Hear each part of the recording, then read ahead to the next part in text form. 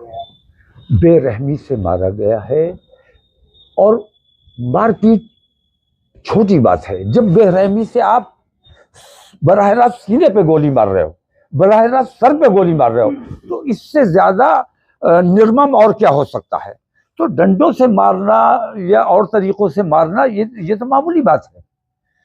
तो जो कुछ हो रहा है बेहद भयानक है, खतरनाक है, और मुसलमानों के लिए उतना खतरनाक नहीं है जितना हमारे प्रदेश और हमारे देश के लिए खतरनाक है। आने वाला वक्त जो है, मैं समझता हूँ कि हिंदुस्तान के लिए बहुत खतरनाक होने वाला है, और हम चाहते हैं कि किसी भी हालत में हमारे देश का माहौल न बिगड़े, और जो लोग कानून अपने हाथ में ले रहे हैं उन पर सख्ती से कार्रवाई की जाए, और जिस पुलिस ने, जिस प्रशासन ने ये बेईमानियां की हैं, इनको वहां से संभल से फौरन हटाया जाए, तभी ईमानदार जांच हो सकेगी। 10 तारीख तक जाने की अनुमति नहीं है, 10 तारीख के बाद जाएंगे? नहीं, मैं तो इंशाल्लाह 10 से पहले जाऊंगा, मैं 10 से पहले ही जाऊंगा, और मुझे ये रोक नहीं सकेंगे। जिस दिन मैं जाऊंगा, जिस दिन मैं जाऊंगा उस दिन ये रोक नहीं पाएंगे। चलिए, बहुत शुक्रिया। दिल्ली की साइड से आ रहे हैं, किसी तरह का कोई मैसेज, कोई संदेश लाए हो दिल्ली से? आप वहां से आ रहे हैं, राजधानी से आ रहे हैं? नहीं, राजधानी से हम कोई संदेश लेके नहीं आ रहे हैं, हम अपना संदेश देते हैं, और हमारा संदेश एकता और भाईचारा है, प्यार मोहब्बत है। और दिल्ली वालों का संदेश जो है वो नफरत और दंगा और फसाद है। तो उनका संदेश और हमारे संदेश में यही टकराव है, और यही वजह है कि ऐसे बहुत से संबल इन्होंने प्लान किए हुए हैं, यके बाद दीगरे वो सारे संबल सामने आने हैं। अगर लोगों ने बेदारी का सबूत नहीं दिया, खासतौर से मैं मीडिया से कहना चाहूंगा कि ईमानदारी से अगर आप वहां जाके जानकारी लोगे तो हर छर्रे के पीछे पुलिस की गोली मिलेगी, छर्रा कहीं नहीं मिलेगा। और अगर छर्रे चले भी हैं तो पुलिस के साथ जो वो आतंकवादी हिंदूवादी संगठन गए थे उनके छर्रे हैं, मुसलमानों के छर्रे नहीं। ना मुसलमानों का पत्थर है, ना मुसलमानों का तमंचा है, ना छर्रा है। आपने विष्णु जैन का नाम लेकर के एफआईआर की बात की थी, आपने नहीं, मैं विष्णु जैन को जानता नहीं। विष्णु जैन अपने आप में कोई चीज नहीं है। विष्णु जैन गृह मंत्रालय के वहां से उन्हें फाइनेंस किया जा रहा है और इस काम पे लगाया गया है।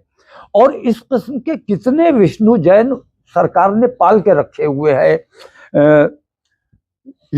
कई योगी पाले हुए हैं, धर्म के नाम पर जो नफरतें फैलाने का काम करते हैं।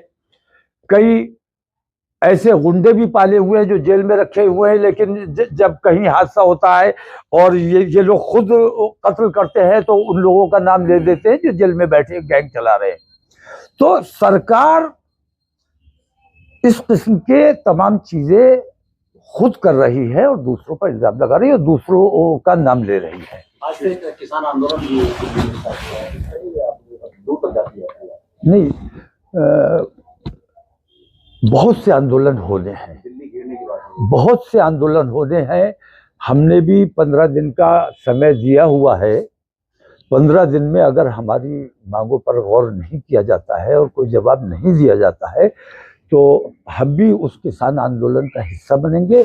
और हम तो बजाते खुद भी किसान हैं, किसान आंदोलन का भी हिस्सा बनेंगे। और तमाम हिंदुस्तान से हम मुसलमानों से ये अपील करने वाले हैं कि हिंदुस्तान में चक्का जाम होना चाहिए और मुस्लिम तमाम बाजार, जब तक ये बेईमानियां चल रही हैं, तमाम मुस्लिम बाजार एक दिन के लिए बंद किए जाएंगे, पार्लियामेंट का घेराव किया जाएगा और किसान आंदोलन में भी उनके साथ खड़े होंगे। बांग्लादेश में अल्पसंख्यकों के साथ अत्याचार हो रहा है, किस तरह का मैसेज देंगे बांग्लादेश? बांग्लादेश में जो मेरी मालूमात है, हिंदू मुस्लिम कतई नहीं हो रहा है। यहाँ की मीडिया उसे हिंदू मुस्लिम करके दिखाने की कोशिश कर रही है और यहाँ बांग्लादेश के नाम पर यहाँ हिंदू मुस्लिम करने की कोशिश कर रहे हैं।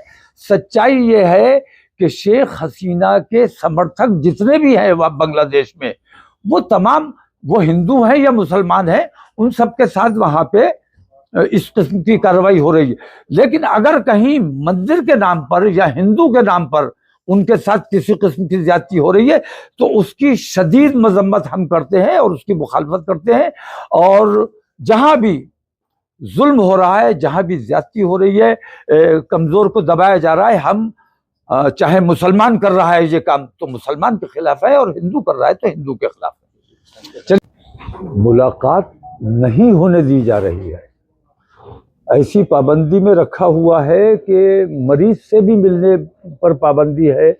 मैं संभल जाना चाहता था, मेरे लोग वहाँ परेशानी में है, तकलीफ में है, लेकिन मेरी ये समझ में नहीं आता कि जिला प्रशासन और जिला पुलिस क्या चाहती है, इतनी लंबी पाबंदी क्यों लगाई गई है। लॉ एंड ऑर्डर मेंटेन करना जिन लोगों की जिम्मेदारी है, उन्हीं लोगों ने वहाँ ये हालात बनाए हैं। और सबसे बड़ी और इम्पोर्टेंट बात यह है कि जांच कमेटी जो आई है वो ईमानदाराना जांच कैसे हो सकेगी जबकि उन्हीं लोगों के खिलाफ जांच होनी है जो वहाँ अधिकारी बन के बैठे हुए हैं। तो जब तक उनको वहाँ से हटाया ना जाए, नए पुलिस और नया प्रशासन जब तक वहाँ नहीं आएगा तब तक कोई भी ईमानदार जांच से हमें कोई उम्मीद नहीं है। हमें यकीन नहीं है कि ईमानदाराना जांच होगी। और ख़ास तौर से मैं यहाँ की जो एमपी हैं समाजवादी पार्टी से ख़ास तौर से और गठबंधन से ख़ास तौर से ये कहना चाहूँगा कि इन लोगों की ये जिम्मेदारी थी कि इन लोगों को जहाँ बॉर्डर पर जाकर बैठना चाहिए था और ये पूछना चाहिए था कि आखिर इतनी लंबी पाबंदी लगाने की क्या जरूरत थी। ऐसे कौन से आपने गुनाह किए हैं जिनको छुपाने के लिए आपको इतना टाइम चाहिए।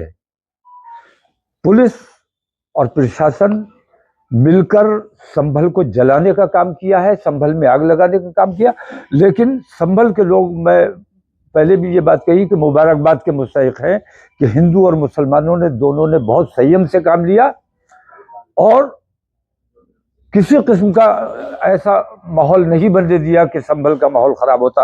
लेकिन पुलिस ने जानबूझकर, ताकि संभल के जरिए वो पूरे प्रदेश का और पूरे मुल्क का माहौल बिगाड़ सके, इसलिए उन्होंने ये साजिश रची थी। इस साजिश को संभल के लोगों ने नाकाम किया है। जो घायल हैं उनसे मिलने की इजाज़त होनी चाहिए थी। मैं उन लोगों के लिए कुछ मदद भी लेकर आया था, उनको पहुंचाना चाहता था, लेकिन वहाँ ऐसी पाबंदी लगी हुई है कि सब लोग आ जा रहे हैं, लेकिन उन्हीं 3 लोगों से जो TMU में हैं उनसे मिलने पर पाबंदी है, उनसे बात करने पर पाबंदी है। उन पर यह दबाव बनाया जा रहा है कि झूठे आश्वासन कि आप लोगों को छोड़ दिया जाएगा अगर आप हमें 10 नाम अपने और लोगों के बता दो। तो उनसे झूठे बयान दिलवाना, झूठ और बयान बदलवाना। पुलिस की गोली से जो लोग मरे हैं, और बताया यह गया है कि सिर्फ 5 मरे हैं, सच्चाई ये है कि 7 मरे हैं। 7 हमारे लोग शहीद हुए हैं, जिनमें 2 का पोस्टमार्टम भी नहीं होने दिया गया है। लेकिन तो प्रशासन तो कह रहा है कि 4 मरे हैं। नहीं, प्रशासन ने जो कुछ किया है वो सारा का सारा अपराध है, और वो जो कह रहा है वो सारा का सारा झूठ है। जब तक वहां के रास्ते नहीं खोले जाएंगे, वहां जाने नहीं दिया जाएगा, तब तक सच्चाई सामने नहीं आ सकती। मैं समझता हूँ शायद आप लोगों को भी अंदर नहीं जाने दिया जा रहा है। मीडिया तो सब जाएगा। आप लोग जा रहे हैं तो आपको सच्चाई निकाल के लाना चाहिए। मीडिया की यही जिम्मेदारी होती है। अधिकारियों सांसद और विधायक के बेटे को हिंसा भड़काने की साजिश में आरोपी बनाया है, आपको क्या लगता है?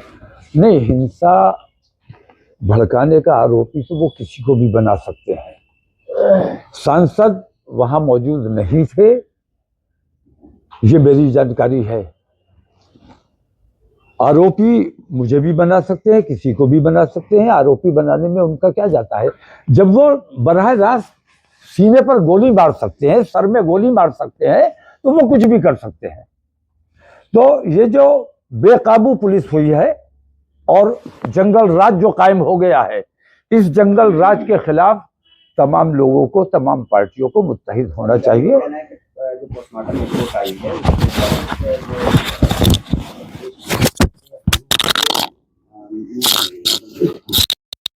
रिपोर्टें वो ये बताती हैं प्राइवेट हथियार से गोली। नहीं, देखिए ऐसा है, पीएम रिपोर्ट किसने बनवानी है और किसने बदलवानी है, कट्टे किसने दिखाने हैं, छर्रे किसने दिखाने हैं, ये तमाम चीजें तो आप मेरे हाथ में थोड़ी देर के लिए वहां का निजाम दे दो, मैं सारा निजाम बना दूंगा। पुलिस जो कुछ भी कह रही है, प्रशासन जो भी कह रहा है, सरकार जो कह रही है, सरासर झूठ है, सफेद झूठ है। मुसलमानों ने न कोई पथराव किया है, न दंगा किया है। पुलिस ने बराह रास्त और हिंदूवादी संगठनों को अपने साथ लेके गए, ये मुजरिमाना काम किया और धार्मिक उन्मादी नारे लगाते हुए मस्जिद में जूतों समेत घुसने की कोशिश की, पत्थर अपने साथ लेकर गए। इन तमाम के बावजूद मुसलमानों ने सब्र से काम लिया है और मुसलमानों ने रिएक्शन नहीं दिया है। अगर सर्वे की वजह से रिएक्शन मुसलमानों ने देना होता तो पहले सर्वे में रिएक्शन दे दिया होता। अगर सर्वे के लिए मुसलमानों ने रिएक्शन दे दिया होता तो ज्ञान व्यापी के लिए दिया होता, ईदगाह के लिए दिया होता, लेकिन आज